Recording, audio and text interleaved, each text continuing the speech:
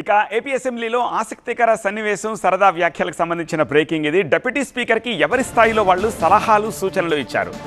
రఘురామ ఇక చెలోక్తులు కట్టడి చెయ్యాలి అని ఒకరంటే, ఆ విరుపులు చెలోక్తులు ఇక వినలేమా అంటూ ఇంకొకరన్నారు.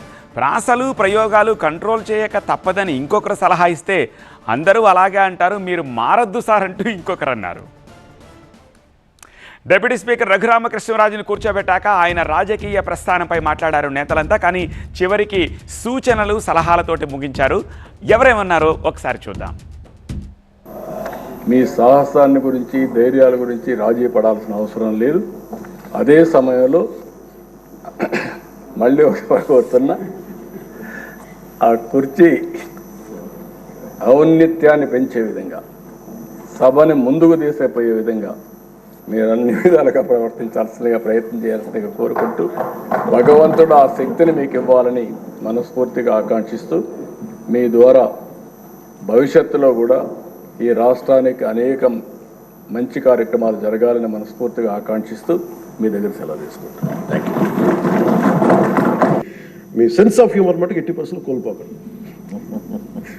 మీరు రచ్చబండలో ఒకప్పుడు చేసేది కాదనలేదు, కానీ మీ ఎంజాయ్డ్ ఇట్. కానీ మాకు భవిష్యత్తులో మళ్ళీ దాన్ని మీరు టోన్ డౌన్ చేస్తారో ఎలా చేస్తారో తెలియదు, కానీ మీ సెన్స్ ఆఫ్ హ్యూమర్ కోల్పోకుండా సభని హుందాగా నడిపి తిరిగి విలువలు ప్రతిష్ఠించమని మనస్ఫూర్తిగా కోరుకుంటూ, మీకు శుభం కలగాలి మనస్ఫూర్తిగా నేను.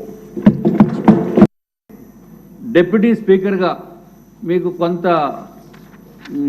నేను ఎప్పుడో చిన్నప్పుడు పల్లెటూరులో ఉన్న భాష అంతా అప్పుడప్పుడు మీ దగ్గర నుంచి మేము వినేవాళ్ళము. కానీ అవన్నీ కూడా ఆ యాస ప్రాస వాడుక భాష అవన్నీ కూడా ఇప్పుడు కొంచెం వాడేదానికి అవకాశం ఉండకపోవచ్చు. అదొకటే కొంచెం ఉంది, కట్టడి చేసుకోవాల్సిన అవసరం ఉంది. ఇదేదో అందరం చెప్పామని మీరు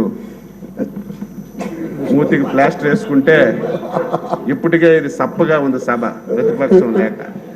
మీరు మీ పదునైనటువంటి మాటలతో ఎక్కడ కూడా క్రమశిక్షణ లోపించకుండా ఆంధ్రప్రదేశ్ మళ్ళీ పునర్నిర్మించడానికి ఇది ఒక వేదిక కావాలి.